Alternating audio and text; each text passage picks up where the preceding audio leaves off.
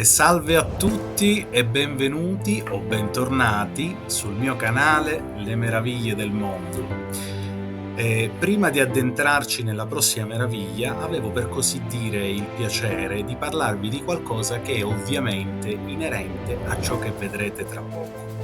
Mi riferisco a un'opera letteraria, forse la più importante, scritta dal cosiddetto sommo poeta. Mi riferisco ovviamente a Dante Alighieri, nato a Firenze nel 1265, e alla sua opera La Divina Commedia. Ora, per chi non lo sapesse, La Divina Commedia è un poema epico scritto appunto da Dante Alighieri fra il 1304 ed il 1321. È suddiviso in 3 cantiche: Inferno, Purgatorio e Paradiso, ognuna composta da 33 canti, più un canto introduttivo per un totale di 100 canti. L'opera racconta il viaggio immaginario di Dante attraverso i 3 regni dell'aldilà, guidato quindi da Virgilio, famosissimo poeta latino, fino al Purgatorio, quindi Inferno e Purgatorio, e poi da Beatrice fino al Paradiso. Il poema, ha un profondo significato allegorico e rappresenta il percorso dell'anima verso la salvezza. Sappiamo tutti, o quasi, come Dante inizia a descrivere questo fantastico viaggio.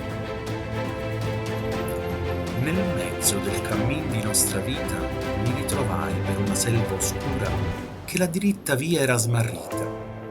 Ahi, quanto a dir qual era e cosa dura esta selva selvaggia e aspra e forte che nel pensier rinnova la paura. Ma ciò di cui vorrei adesso parlarvi è il canto 10 dell'Inferno. Dice, ma perché? Scusate. Perché è un passo che mi ha colpito particolarmente in quanto mostra il dramma dell'anima condannata, consapevole in questa particolare zona dell'inferno solo del passato e del futuro, ma cieca del presente. Inoltre, questa parte sempre della Divina Commedia mette in luce il contrasto tra fede e ragione e il peso delle rivalità politiche nel destino umano. Quindi il canto 10 si svolge nel 6° cerchio dell'inferno, dove sono puniti gli eretici, in particolare gli epicurei, che negavano l'immortalità dell'anima. Dante e Virgilio quindi attraversano le tombe infuocate in cui giacciono le anime dannate e incontrano Farinata degli Uberti, capo ghibellino fiorentino, quindi di fazione opposta a Dante, che era guelfo. E subito tra Dante e Farinata si sviluppa un dialogo carico di tensione politica, perché Farinata difende con orgoglio il suo ruolo nella storia di Firenze. Qui Dante poi incontra anche Cavalcante dei Cavalcanti, padre di Guido Cavalcanti, che si dispera pensando che il figlio sia morto perché, come abbiamo detto, non è consapevole del presente. Ecco adesso in particolare come Dante descrive al verso 21-22 l'incontro che ha con Farinata degli Uberti. Ora, mentre Dante e la sua guida Virgilio stanno attraversando la città di Dite, dove ci sono appunto tutti questi dannati, Farinata compare improvvisamente, rivolgendosi direttamente a Dante perché ne riconosce la parlata toscana di Dante. Ok? Quindi adesso pronti, inizio con il brano. O Tosco, che per la città del fuoco vivo tembai così parlando onesto, piacciati di restare in questo loco, la tua loquela ti fa manifesto di quella nobil patria natio alla qual forse fui troppo molesto. Subitamente questo suo uscì una de larghe, però m'accostai temendo un poco più al duca mio, ed el mi disse, volgiti, che fai? Vedi là, Farinata che si è dritto, dalla cintola in su tutto vedrai. Io avea già il mio viso nel suo fitto ed el sergea col petto e con la fronte come avesse l'inferno in gran dispetto, e l'animose man del duca pronte mi vinser tra le sepolture a lui dicendo: le parole tue siano con te. Com'io al piede la sua tomba fui, guardommi un po' e poi, quasi sdegnoso, mi dimandò: chi fuor li maggior tui? Io, che era d'ubbidir desideroso, non gliel celai, ma tutto li la persi, ond'ei levò le ciglia un poco insoso. Fieramente furo avversi a me, ai miei primi e a mia parte, sì che per 2 fiate li dispersi. Se i fur cacciati e tornar d'ogni parte, risposi a lui, l'una e l'altra fiata, ma i vostri non appreser ben quell'arte. Ecco, se l'argomento vi interessa, spero vi sia piaciuto. Comunque, se l'argomento vi interessa, vi suggerisco di continuare a leggere il canto e consultarne le analisi dettagliate che troverete un po' ovunque su internet. Ma adesso basta, vi lascio al video. Buona visione e ci vediamo presto. Ciao! Benvenuti alle meraviglie del mondo. Oggi torniamo in Italia e andiamo alla scoperta di una delle regioni più affascinanti d'Italia, la Toscana. Un territorio che racchiude paesaggi mozzafiato, città d'arte, borghi medievali e una storia ricca di cultura, tradizione e sapori unici. Pronti per questo viaggio? Partiamo!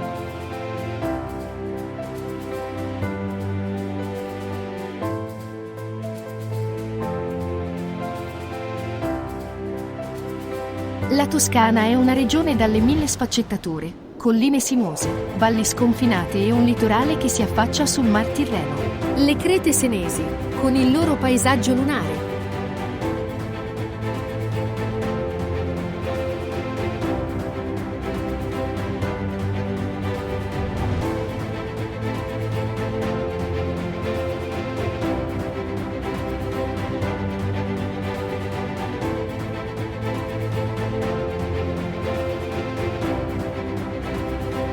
E la Val d'Orcia, patrimonio dell'UNESCO, sono tra le aree più iconiche. Qui, i cipressi che punteggiano le strade sembrano dipinti su una tela rinascimentale.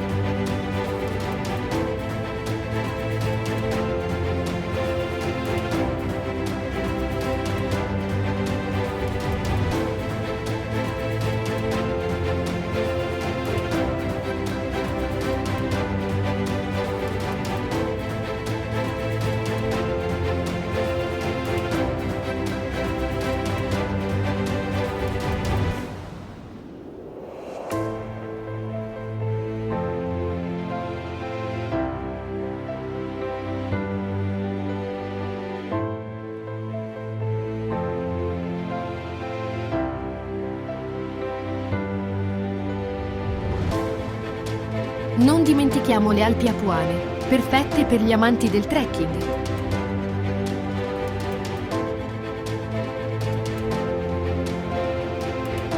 E la Maremma, con i suoi paesaggi selvaggi e i butteri, gli ultimi veri cowboys italiani.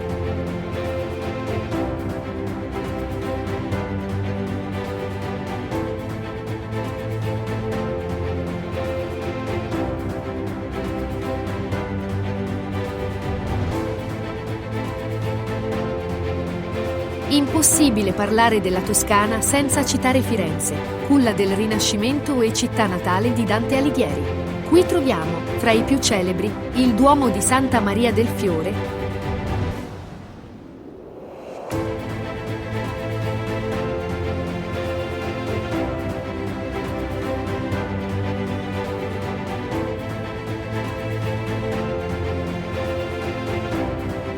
la Galleria degli Uffizi,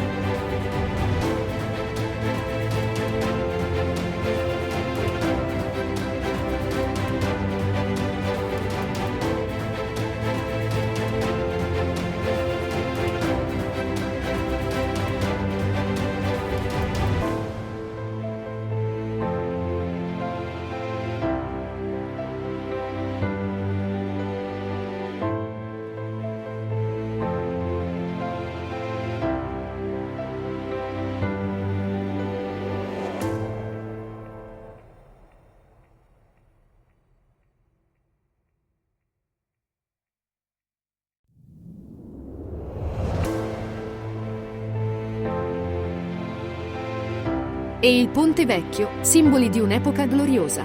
A seguire alcune immagini di questa meravigliosa città, capoluogo della Toscana.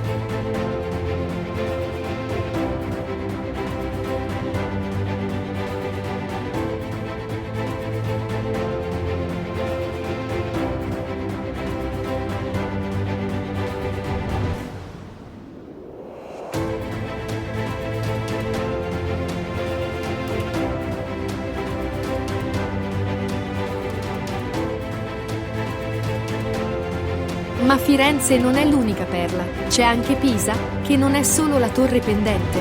La città ospita la meravigliosa Piazza dei Miracoli, con il Battistero e il Duomo, e le sue storiche università attirano studenti da tutto il mondo.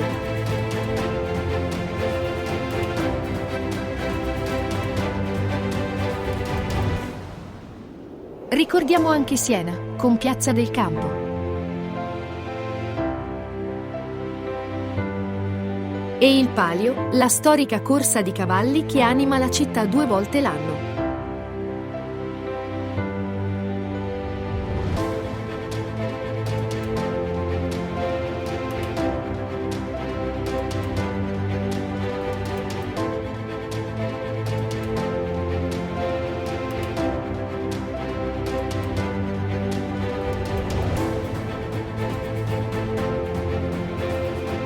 Il suo Duomo, con il pavimento marmoreo finemente decorato, è un capolavoro d'arte gotica.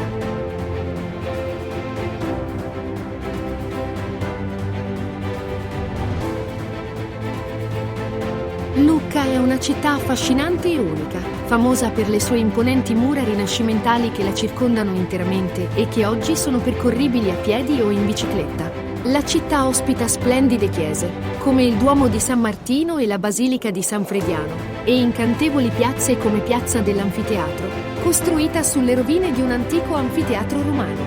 Ogni anno, Lucca si anima con il Lucca Comics Games, uno dei più grandi eventi dedicati ai fumetti e ai videogiochi in Europa.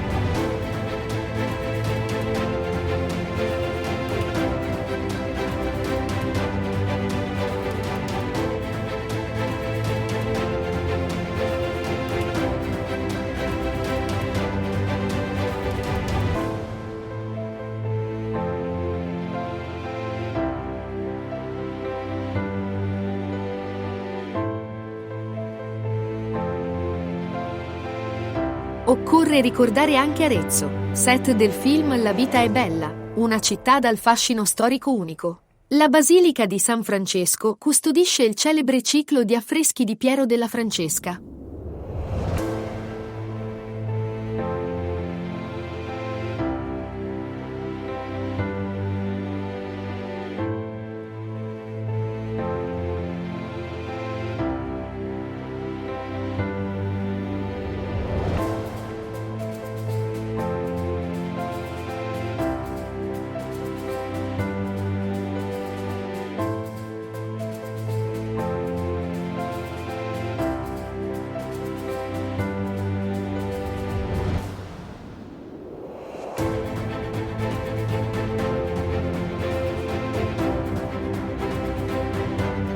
E ogni anno la giostra del Saracino rievoca le tradizioni cavalleresche medievali.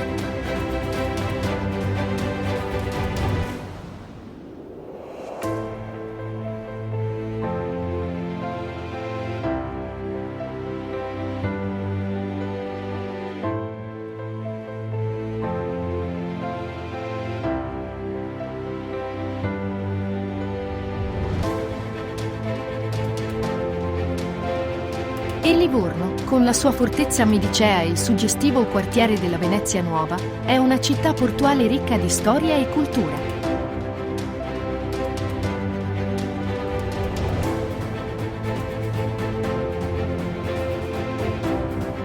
È dunque affacciata sul mare dalla suggestiva terrazza Mascagni. È anche famosa per il cacciucco, una deliziosa zuppa di pesce tipica della tradizione locale.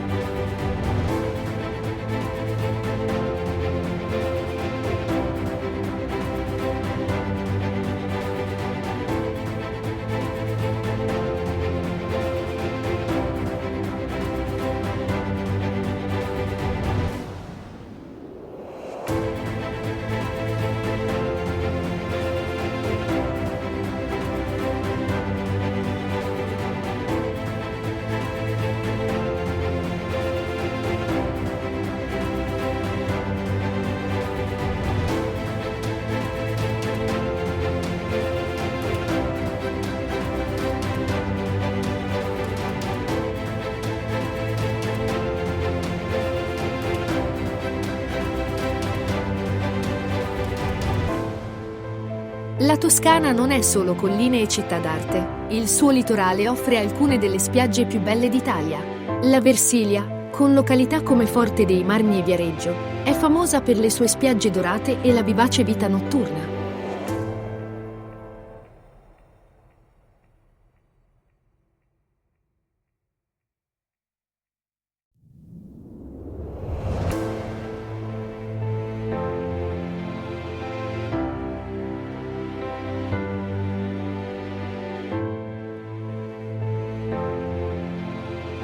L'Argentario, con Porto Santo Stefano e Porto Ercole, regala paesaggi mozzafiato e acque cristalline.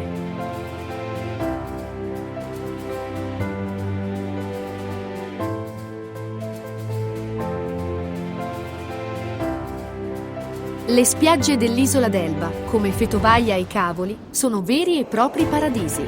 E non dimentichiamo la costa degli Etruschi, con le meravigliose spiagge di Baratti e San Vincenzo.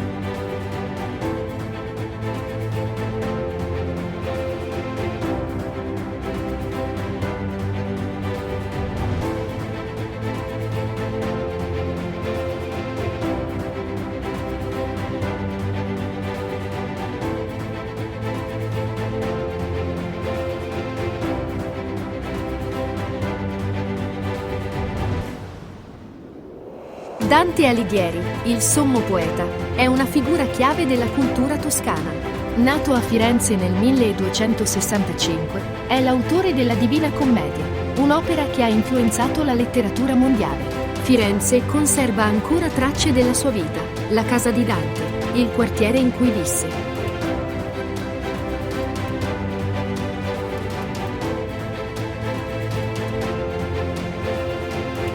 E la chiesa di Santa Margherita dei Cerchi, legata alla storia del suo amore per Beatrice.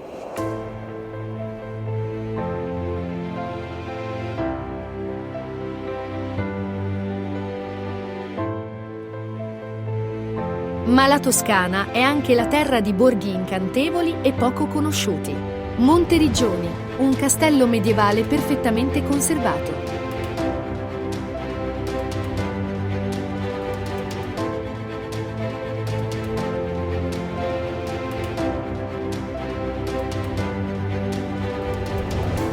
Pitigliano, la piccola Gerusalemme scavata nel tufo.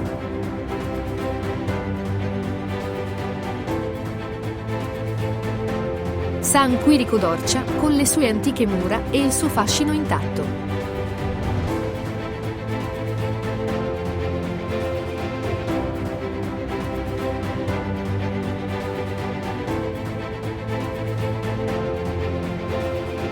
Sorano e Sovana, autentici gioielli della Maremma.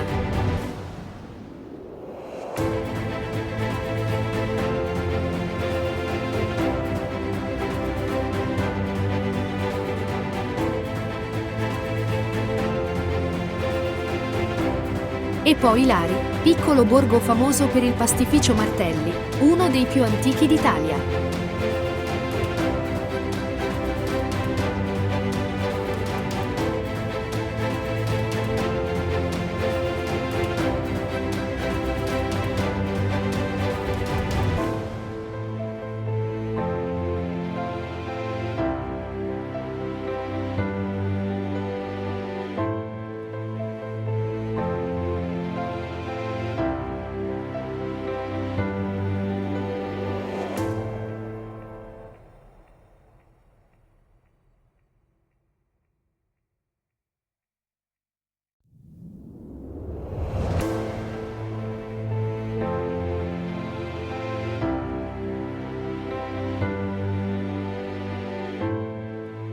Sapevate che a Pisa esiste un'altra torre pendente oltre a quella famosa?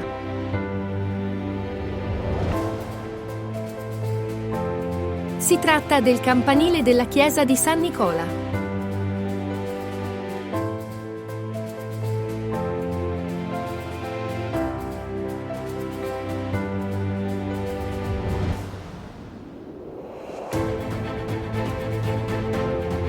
E che il vero vino Chianti si riconosce grazie al simbolo del gallo nero.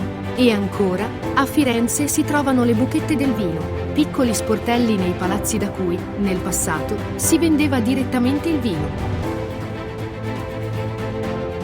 La Toscana è una regione che incanta, un viaggio nel tempo tra arte, natura, storia e sapori unici. Qual è il luogo che più vi ha affascinato? Scrivetelo nei commenti. E non dimenticate di iscrivervi al canale e attivare la campanella per non perdere i prossimi viaggi tra le meraviglie del mondo. A presto!